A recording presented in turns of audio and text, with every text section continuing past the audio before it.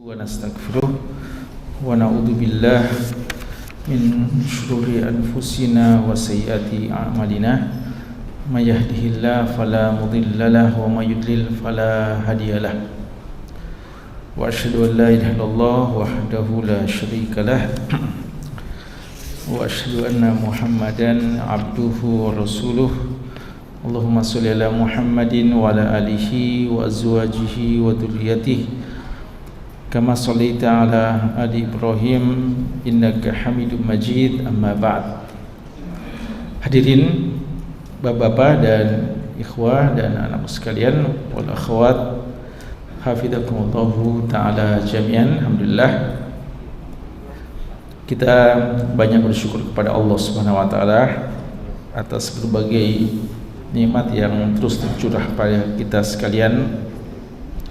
Tentu saja di antara nikmat yang terbesar yang perlu untuk kita ulang-ulangi, yang perlu untuk kita syukuri kepada Allah adalah nikmat kesempatan berjumpa dengan hari-hari yang mulia, hari-hari yang agung. Malam Ahad ini bukan seperti malam Ahad yang sebelumnya, karena malam Ahad kita ini adalah malam Ahad yang ke-7 di bulan Dzulhijjah 1447 Hijriah.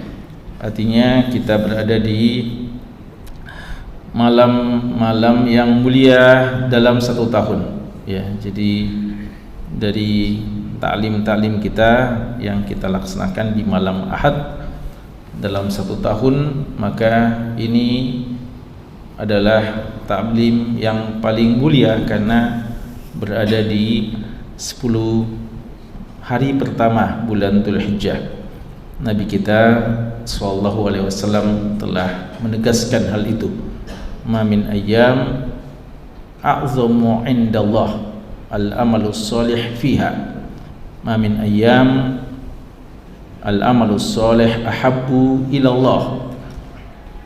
Ma min ayyam afdalu 'indallah wa ma min ayyam azka indallah ya. Dalam banyak lafaz semuanya menegaskan tentang keutamaan 10 hari pertama bulan Dzulhijjah. Tidak ada hari-hari yang lebih Allah cintai beramal soleh. Tidak ada hari-hari yang lebih agung di sisi Allah beramal soleh. Tidak ada hari-hari yang lebih afdal untuk beramal soleh. Dan tidak ada hari-hari yang lebih suci untuk beramal soleh ya. Paling tidak ada 4 lafaz yang terkenal dalam hadis ini, semuanya menegaskan tentang keutamaan 10 hari pertama bulan Dzulhijjah. Maka kita syukuri atas nikmat kesempatan untuk kembali berjumpa di hari-hari yang agung ini. Dan tentu saja di antara bentuk kesyukuran kita adalah bagaimana kita mengagungkan hari-hari ini sebagaimana yang Allah inginkan, sebagaimana yang disunnahkan oleh Nabi kita sallallahu alaihi wasallam. Keagungan hari-hari ini ketika diisi dengan amal soleh. Dan tentu saja di antara amal soleh yang disyariatkan adalah berpuasa ya. Jadi sebagian kita mungkin sudah berpuasa sejak tanggal 1 Dzulhijjahnya, maka itu bagus insyaallah ya bagi mereka-mereka yang sudah sejak awal berpuasa sunnah sejak 1 Dzulhijjah, masuk dalam keumuman keutamaan beramal soleh di 10 hari pertama bulan Dzulhijjah. Dan mungkin sebagian kita hanya Senin dan Kamisnya ya, maka Senin dan Kamis di 10 hari pertama bulan Dzulhijjah juga beda dengan Senin Kamis yang biasa kita kerjakan di selain 10 hari pertama bulan Dzulhijjah. Dan mungkin ada yang minimal ya, ini minimal pada tanggal 9 Dzulhijjahnya puasa Arafah, yang mana pahalanya adalah pahala yang paling afdal dari semua pahala puasa-puasa sunnah, menghapuskan dosa 2 tahun. Ya, kalau tahun ini alhamdulillah kita syukur kepada Allah karena tidak ada perbedaan dalam penetapan 10 Dzulhijjah ya, atau 1 Dzulhijjah di negeri kita, bahkan di seluruh dunia ya, semuanya akan berhari raya insyaallah hari Rabu 10 Dzulhijjah. Dan sebelumnya kita berpuasa hari Arafah bagi kita yang tidak haji ya, bagi jamaah haji kita insyaallah mereka akan wukuf di hari Arafah. Ada ibadah yang lain yang juga sangat agung, sangat khusus yang mereka kerjakan. Adapun kita yang tidak haji, maka kita disyariatkan untuk melakukan puasa Arafah dan juga memperbanyak doa ya. Ada khilaf apakah doa Arafah yang dikatakan doa yang terbaik itu khusus berlaku bagi orang yang ada di padang Arafah yang sedang wukuf, atau juga dia berlaku bagi orang-orang yang ada pada hari Arafah, kita-kita umpamanya yang tidak berada di padang Arafah. Sebagian ulama kita mengatakan dia berlaku secara umum, maka kita juga perlu memanfaatkannya dalam berdoa dan ibadah-ibadah yang lainnya. Dan mungkin hari Seninnya ya juga bagus, agar tidak sekedar puasa Arafah, juga bagus kita berpuasa hari Seninnya tanggal 8 Dzulhijjah yang juga bertepatan dengan hari Tarwiyah, hari ketika para jamaah haji kita sudah akan bergerak memulai aktivitas hajinya ya. Jadi bagi jamaah haji kita insyaallah hari Senin mereka sudah akan bergerak memulai aktivitas hajinya pada waktu duha ya, duha waktu di sana. Kita dalam hari Tarwiyah sebenarnya tidak ada dalil khusus yang sahih menjelaskan tentang keutamaannya, tapi kita mengambil keumuman dalil tentang keutamaan 10 hari pertama bulan Dzulhijjah, maka dia masuk dalam keumuman keutamaan 10 hari pertama bulan Dzulhijjah. Walaupun sebagian riwayat juga menyebutkan bahwa ada juga kekhususannya ya, kekhususannya karena dia juga memang hari pertama kali jamaah haji untuk memulai aktivitas ibadahnya. Ala kulli hal, maka bagi kita yang mau memperbanyak pahala kita di hari-hari ini, minimal ya kami ingatkan dan kita ajak seluruh kita dan keluarga kita kaum muslimin untuk berpuasa hari Arafah, hari Selasa nanti, dan kalau bisa juga puasa sebelumnya hari Seninnya, karena inilah penghujung dari mujahadah kita sebelum kita berhari raya. Islam ini mendatangkan kita 2 hari raya setiap tahunnya, tidak ada hari raya yang ketiganya, dan disyariatkan sebelum kita berhari raya, sebelum kita bahagia merayakan hari raya, ada mujahadah dulu.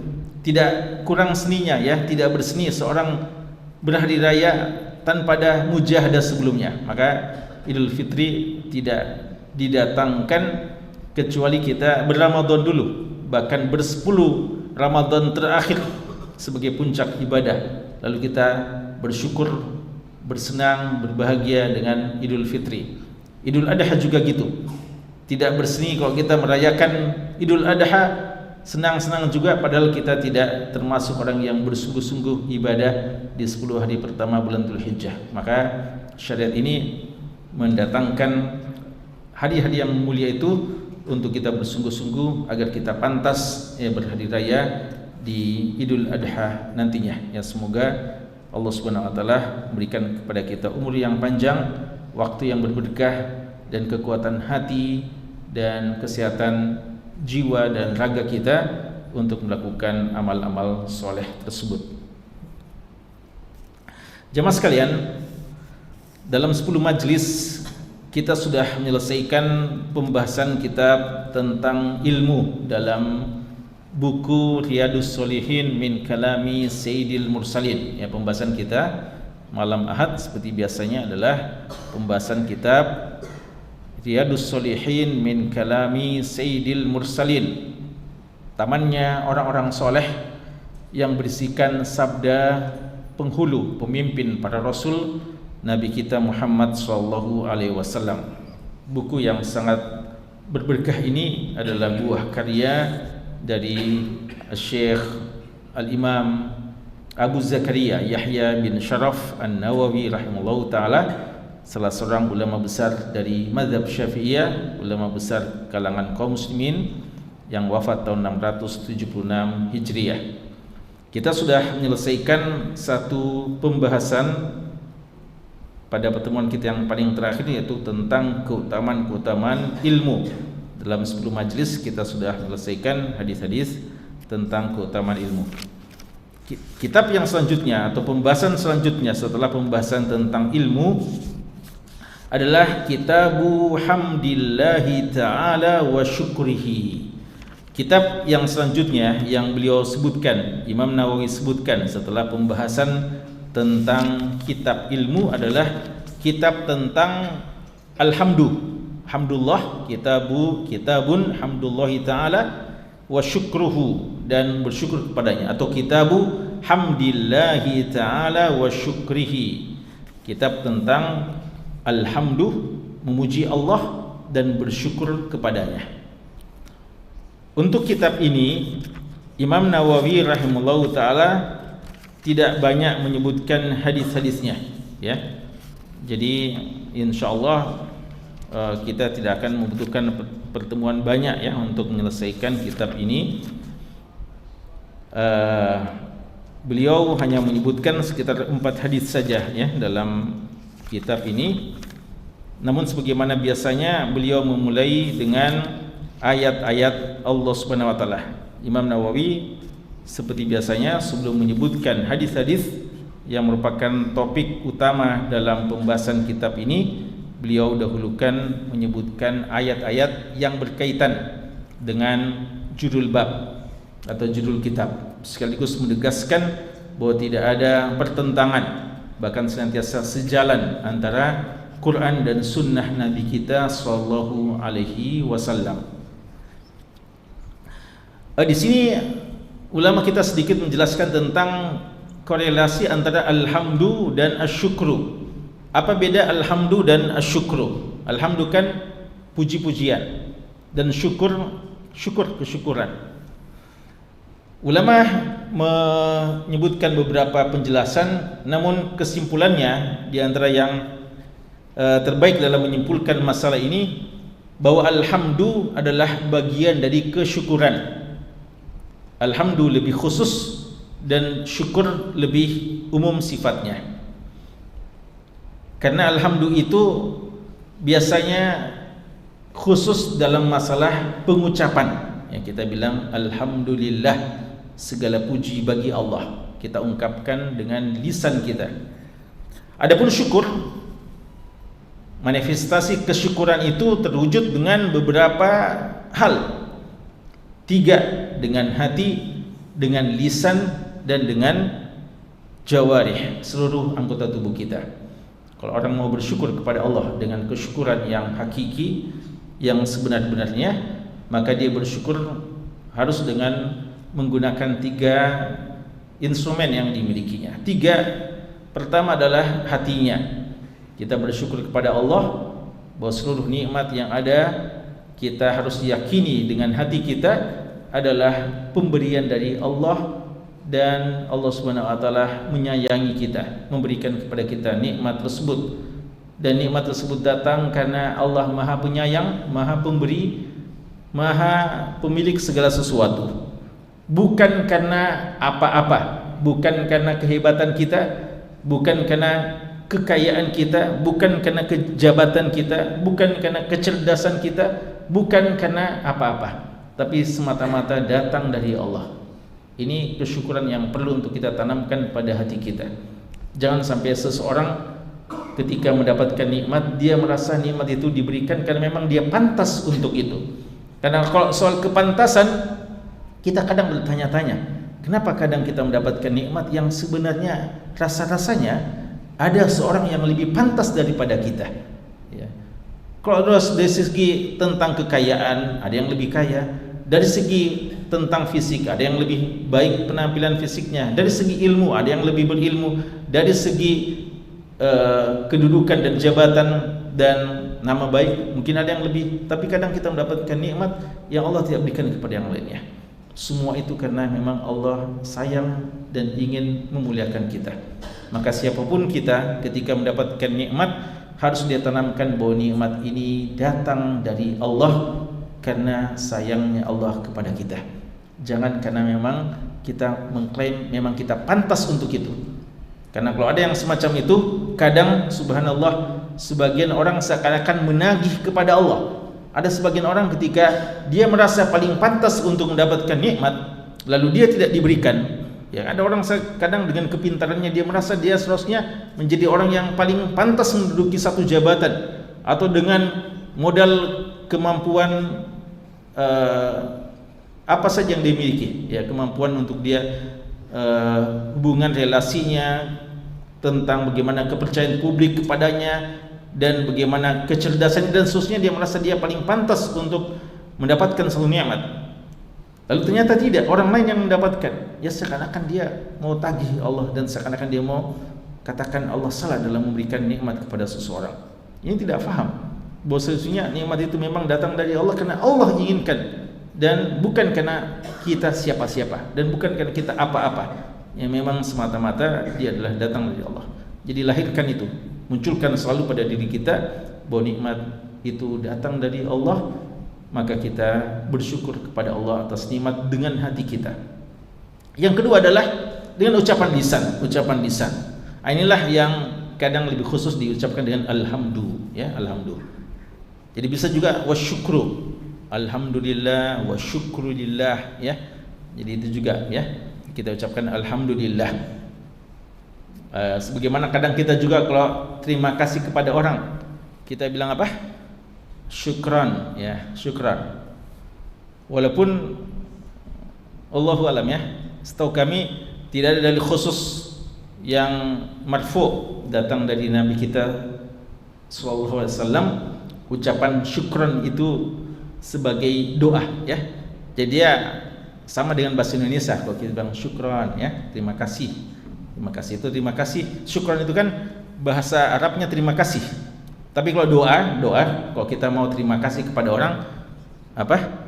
Jazakallahu khairan. Itu faqad ablaga fi tsana. Itu sudah puncak terima kasih itu, ya. Kalau kita sudah iringi dengan doa. Jadi kesyukuran kita kepada Allah dengan banyak memuji kepadanya, sebagaimana kita juga kadang berterima kasih kepada orang yang menjadi perantara kebaikan. Jadi kalau ada orang yang berbuat baik kepada kita, pada hakikatnya itu datang dari Allah, namun melalui perantara orang tersebut. Dan agama kita ini mengajarkan kepada kita untuk syukur pertama kepada Allah, kemudian kepada para perantara. Jangan juga kita mengatakan hanya syukur kepada Allah dan tidak terima kasih kepada para perantara. Allah Subhanahu wa taala mengatakan wala tansau al-fadla bainakum. Jangan pernah lupakan kebaikan orang yang berbuat baik kepadamu, ya. Dan ini konteksnya, ini ayat dalam masalah hubungan suami istri, sampai dalam persoalan ketika terjadi pertengkaran. Jangan ketika suami istri bertengkar lalu pada melupakan kebaikannya, ya. Sang istri bilang, kayaknya selama kita sama-sama tidak pernah kamu berbuat baik sama saya, ya. Suami bilang, kamu juga gitu, ya, subhanallah, ya. Padahal sebelumnya waktu senang-senang saling memuji. Nah, ini bahaya yang semacam terlarang, ya. Makanya Allah selalu bilang wala tansul fadla bainakum. Jangan pernah melupakan kebaikan orang yang berbuat baik kepadamu. Kita berterima kasih. Dan yang paling tinggi puncak dari kesyukuran adalah dengan amal soleh,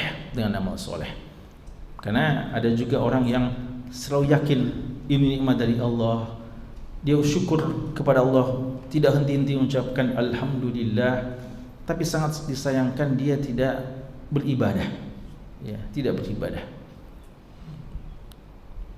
Padahal puncak kesyukuran adalah ibadah. Makanya Allah Subhanahu wa taala mengatakan kepada keluarga Nabi Daud, "I'malu ala Dawuda syukran." beramallah, bekerjalah, beramallah wahai keluarga Daud, syukran, sebagai tanda kesyukuran.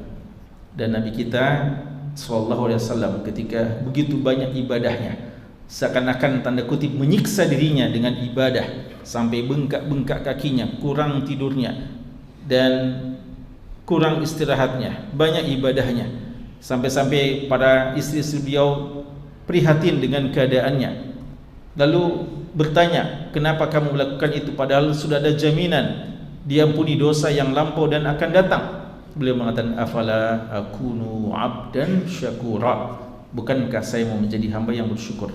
Artinya hamba yang bersyukur itu hamba yang banyak beribadah kepada Allah, bukan sekedar merasa syukur-syukur, ya alhamdulillah, alhamdulillah. Karena banyak juga orang, masya Allah, ya, paling sering menunjukkan alhamdulillah, alhamdulillah, banyak sekali nikmat kita, banyak sekali, lalu tidak pernah pergi salat, ya, tapi rajin mengatakan alhamdulillah. Nah, ini tidak cukup, ya, tidak cukup. Harus buktikan alhamdulillah kita dengan yang lebih penting dari itu, yaitu kita beribadah kepada Allah sesuai dengan apa yang disyariatkannya. Imam Nawawi menyebutkan kepada kita bab yang ke-242 ini, fadlul hamdi wa syukri, keutamaan alhamdu dan syukur, keutamaan alhamdu dan syukur. Beliau sebutkan 4 ayat, ya, beliau sebutkan 4 ayat, yaitu pertama firman Allah Subhanahu wa taala di surat Al-Baqarah ayat 152, fadhkuruni azkurkum washkuruli wala takfurun. Kata Allah, fadhkuruni azkurkum, hendaknya kalian mengingat aku, niscaya aku pun akan mengingat kalian. Washkuruli, dan hendaknya kalian bersyukur kepadaku, wala takfurun, dan jangan kalian mengkufuri nikmatku. Ayat ini jamaah sekalian menjelaskan kepada kita salah satu kaidah yang dikenal oleh ulama kita, al-jaza'u min jinsil amal. Balasan itu setimpal dengan amalan, akan senantiasa sesuai dengan amalan. Siapa yang mau mendapatkan kebaikan, lakukan kebaikan. Siapa yang mau mendapatkan keburukan, lakukan keburukan, silahkan, ya. Balasan akan disesuaikan. Allah katakan jazaa'a wifaqa, balasan yang setimpal. Wifaq katanya muwafaqah, sepakat, cocok dengan apa yang lakukan. Siapa yang lakukan keburukan akan dapat keburukan, siapa yang lakukan kebaikan akan dapat kebaikan. Siapa yang mau diingat oleh Allah, ingat Allah. Fadhkuruni azkurkum. Siapa yang mau diingat oleh Allah, maka perbanyak mengingat Allah Subhanahu wa taala dengan lisan dan dengan hati kita, dan dengan ibadah-ibadah kepada Allah Subhanahu wa taala. Sebaliknya Allah mengatakan, nasullaha fanasiyahum, mereka melupakan Allah, maka Allah pun melupakan mereka. Jadi kata ulama kita, Allah sebenarnya tidak bersifat dengan sifat apa? Nisyan. Wa ma kana rabbuka nasiya. Allah bukan pelupa. Allah zat yang suci dari sifat-sifat kekurangan. Tapi ini sifat yang muqabalah, sifat yang Allah Subhanahu wa taala lakukan ketika ada orang yang seperti itu. Seperti orang yang makar. Wa makaru wa makarallah. Mereka membuat makar, Allah juga buat makar. Bukan sifat Allah secara tersendiri pembuat makar. Ya, Allah tidak disifatkan sebagai pemberi makar. Tapi Allah memberi makar kepada orang yang berbuat makar. Dan istihza, mengolok-ngolok, ini sifat yang sebenarnya kelihatannya tidak bagus, tapi ketika Allah yang lakukan, dia bagus, karena Allah tidak melakukan kecuali kepada yang pantas diperlakukan seperti itu, yaitu orang yang mengolok-ngolok, ya, orang yang istihza. Makanya Allah mengatakan Allahu yastahzi'u bihim, Allah justru mengolok-ngolok kepada mereka, ya. Ini sama juga, ketika Allah melupakan mereka, bukan karena Allah lupa. Melupa di sini artinya Allah meninggalkan mereka.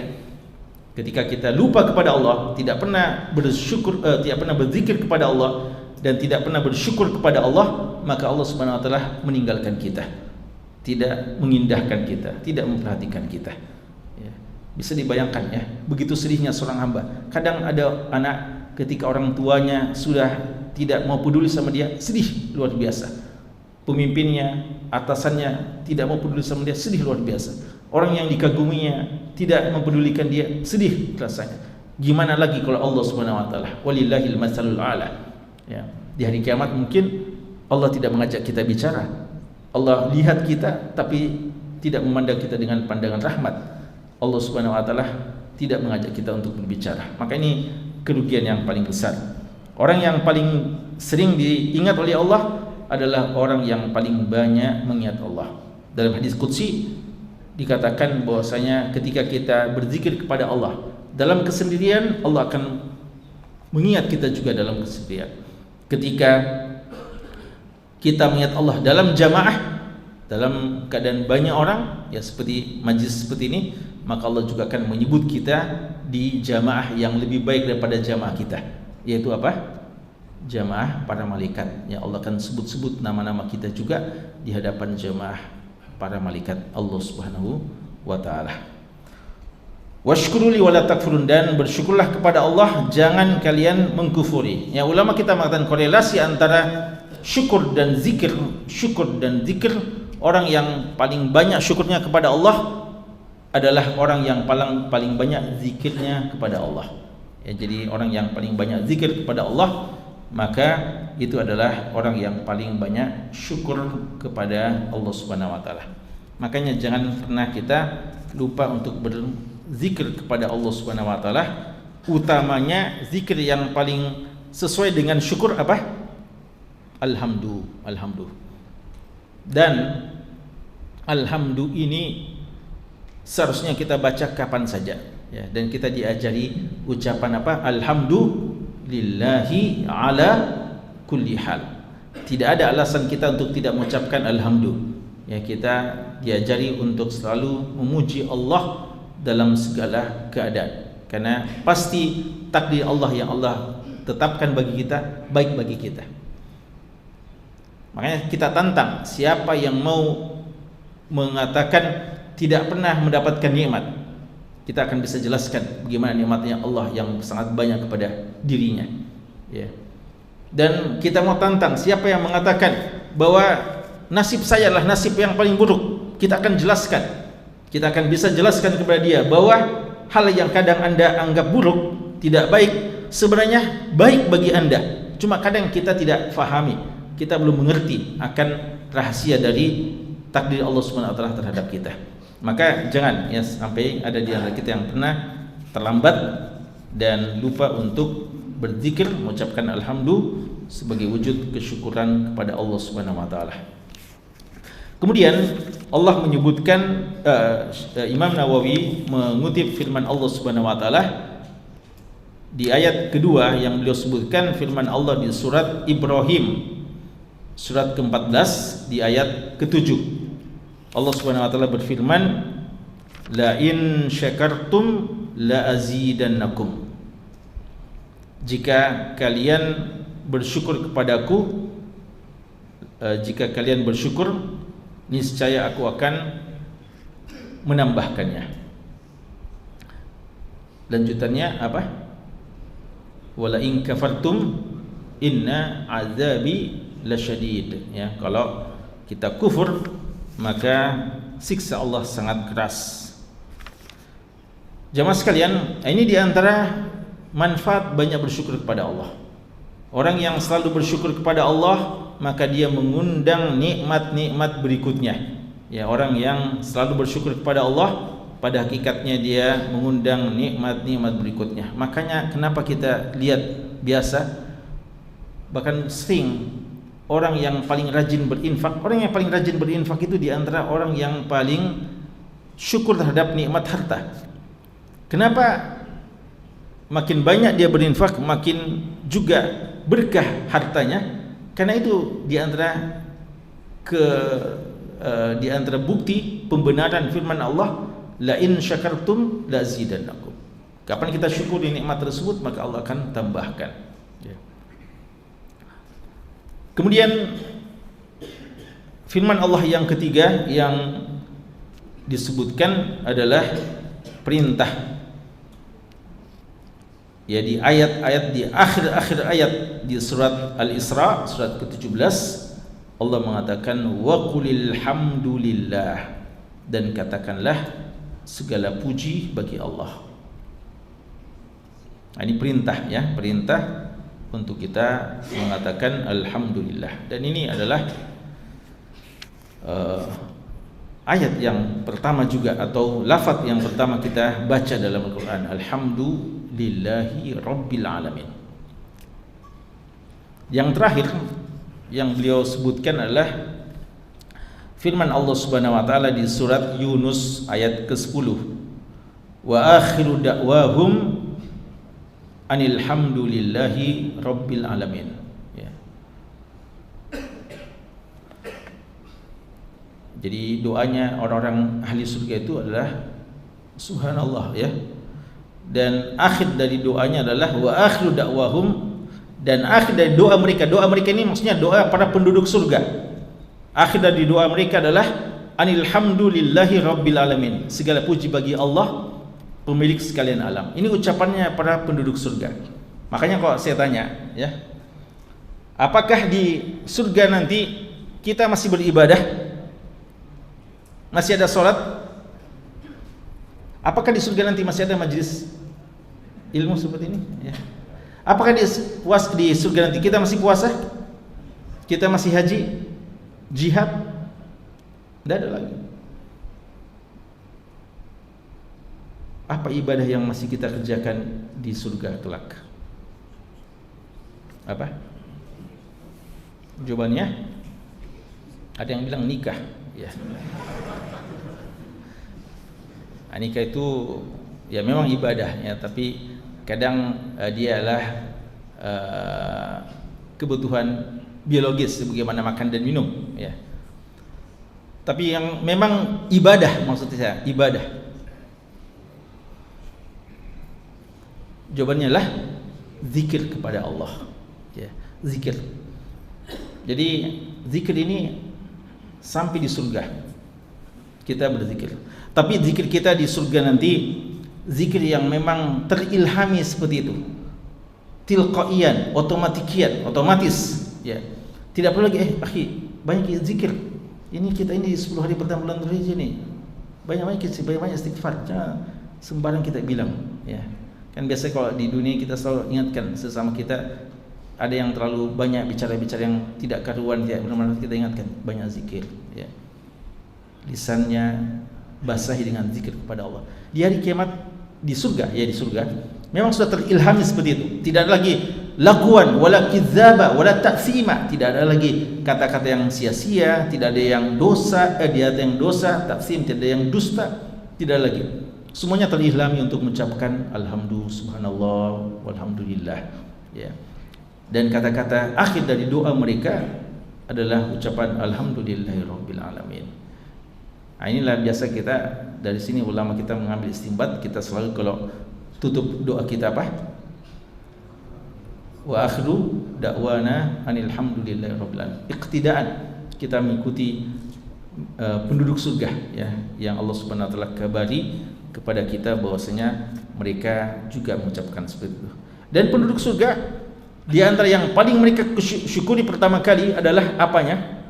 Apa hal yang paling pertama kali disyukuri oleh penduduk surga? Alhamdulillah terhadap apa? Alhamdulillah atas masuk surga, ya. Makanya dia akan mengatakan apa? Alhamdulillahilladzi hadana lihada wa ma kunna linahtadiya laula an hadanallah. Ya, mereka akan mengatakan penduduk surga sebagaimana Allah sebutkan dalam surat Al-A'raf, mereka akan mengatakan segala puji bagi Allah yang telah memberikan hidayah kepada kami. Hidayah artinya petunjuk sampai kami bisa sampai di surga ini. Dan seandainya bukan karena hidayah Allah, wa ma kunna linahtadiya laula an hadanallah. Kalau bukan karena Allah, kita tidak bisa mendapatkan hidayah seperti itu. Ini kesyukurannya para penduduk surga. Dan ulama kita mengatakan karena mereka di dunia sudah sering bersyukur. akhirnya di surga nanti itu juga mereka syukuri, ya. Makanya kita di dunia ini selalu bilang, kalau kita merasakan nikmat ibadah, kita bilang alhamdulillahilladzi hadana li hada. Karena tidak mudah ini, ya. Orang ada yang nikmat-nikmat dan kemaksiatan, kita alhamdulillah merasa nikmat dengan ibadah. Kita benci kemaksiatan, sebagaimana begitu banyak orang merasa lezat dengan kemaksiatan dan susah melakukan kebaikan. Maka ketika kita mendapatkan kekuatan melakukan kebaikan, kita selalu bilang alhamdulillahilladzi hadana li hada. Dan ini juga yang akan diucapkan penduduk surga, alhamdulillahilladzi adhaba 'annal hazan. Ya, mereka juga akan mengatakan segala puji bagi Allah yang sudah menghilangkan semua kesedihan, ya, tidak ada lagi kesedihan, tidak ada lagi khauf, tidak ada lagi hazan. Itu ucapan para penduduk surga, ya. Jadi itu, ya. Tapi ini tentu saja isyarat bahwa perbanyak seperti ini. Karena jangan juga bilang, ya wajar Ustaz, kita kan di dunia, masih dunia, jadi wajar kalau biasa ada kata-kata yang tidak bagus, ya. Nanti insya Allah kalau saya masuk surga Ustaz, tidak ada lagi kata yang tidak bagus, semua bagus semua, ya. Kita bilang, untung kalau masuk surga, ya. Karena orang yang jangan-jangan orang yang pantas masuk surga adalah mereka yang sudah membiasakan sejak di dunia ucapan-ucapan yang tidak kita dengarkan, lagwan wala kizaba, lagwan wala taksima, ya. Orang-orang yang selalu membiasakan, ya, kata-kata yang baik-baik saja. Mereka lah sebenarnya yang paling pantas untuk mendapatkan kemuliaan tersebut. Itu ayat-ayatnya, ya. Kita baca satu hadis, ya. Masuk, ya. Satu saja hadis kita baca terkait dengan bab ini. Hadis yang ke-1393, wa an Abi Hurairah radhiyallahu anhu, dari Abu Hurairah radhiyallahu taala anhu, anna nabiyya sallallahu alaihi wasallam, bahwasanya Nabi sallallahu alaihi wasallam utiya lailata usriya bihi, didatangkan kepada beliau di malam ketika beliau diisrakan. Usriya bihi, malam Isra, ketika diisrakan, diperjalankan oleh Allah dari Makkah, dari Masjid Haram ke Masjid Aqsa, biqadahaini, dengan dua bejana, dua tempat air minum, min khamrin wa labanin, satunya khamar dan satunya susu. Fa nazara ilaihima, lalu beliau memandang keduanya, mempertimbangkan kedua yang ditawarkan tersebut. Fa akhadal labana, maka beliau mengambil susu. Fa qala Jibrilu, maka Jibril alaihi salam yang menjadi peneman beliau dalam Isra dan Mi'raj, ya, karena Jibril ini menemani beliau sampai nanti juga Mi'rajnya, ya, sampai Mi'raj ke langit. Ya, makanya setiap penjaga langit pertama, kedua dan seterusnya itu selalu tanya dulu Jibril, siapa ini wahai Jibril, siapa yang kamu bawa ini? Maka Jibril mengatakan kepada Nabi kita sallallahu alaihi wasallam sebagai apresiasi atas pilihannya, alhamdulillahilladzi, segala puji bagi Allah yang telah hadaka, memberikan petunjuk kepadamu, lil fitrah, memilih yang fitrah. Lau akhadtal khamra, seandainya kamu pilih khamar, ghawat ummatuka, mabuk umatmu, ya. Rawahu Muslim, hadis ini hadis yang diriwayatkan oleh Imam Muslim, ya. Jemaah sekalian, hadis ini menjelaskan tentang secuil, ya, sedikit kisah yang panjang tentang perjalanan Isra dan Mi'raj. Dan Imam Nawawi memenggal, ya, hadis yang panjang ini untuk bagian ucapan alhamdulillah, ya, ucapan alhamdulillah. Ada beberapa hal yang kita mau jelaskan sedikit tentang hadis ini, ya. Dalam hadis ini, ketika Nabi kita sallallahu alaihi wasallam ditawarkan dua bejana antara susu dan khamar, pilihan ini sangat menentukan ternyata, ya. Kalau salah pilih resikonya berat, resikonya fatal. dan ternyata beliau mendapatkan taufik untuk memilih yang baik, ya, memilih yang terbaik, memilih yang sesuai dengan fitrah antara khamar dan laban. Ini khamar ini masih khamar dunia ini, ya, bukan khamar yang disebutkan dalam Al-Quran khamar lazzatan lisyaribin. Karena nanti kalau penduduk surga nanti seperti yang disebutkan di surat Muhammad ada 4 juga minuman, ya. Ada laban lam yataghayyar ta'muh, ada juga khamar lazzatan lisyaribin. Itu sama-sama bagus itu, ya, kalau sudah di surga. Tapi ini belum, ini khamar betulan, ya, khamar yang memabukkan. Diberikan pilihan. Beliau memilih, beliau lihat, perhatikan, lalu beliau memilih minuman susu, ya. Dan ini sekaligus menunjukkan, ulama kita menyebutkan tentang keutamaan minum susu murni, ya, utamanya susu murni, yaitu susu apa, susu kambing, ya, ya, susu sapi juga, ya. Itu bagus, ya, sunnah. Kawan sekalian, ini benaran, ya, tawarannya. Beda dengan kalau Dajjal. Ini hati-hati. Ini wasiat Rasulullah kepada kita semuanya. Kalau kita ketemu Dajjal itu akan menawarkan 2, surga dan neraka. Diperlihatkan kepada kita surga dan neraka. Tapi ketahuilah, tawaran surganya itulah neraka, tawaran nerakanya itu surga, ya. Maka jangan kita dikelabui. Tapi kalau ini betulan, ya, makanya Rasulullah memilih susu betul, ya, bukan khamar. Ini khusus tawaran para malaikat. Beda dengan nanti tawaran dari Dajjal. Tapi kita minta perlindungan kepada Allah untuk tidak ketemu Dajjal, ya. Qulu amin, ya. Karena biar kita hafal sekarang, ya, bahwa nerakanya adalah surga, surga adalah neraka.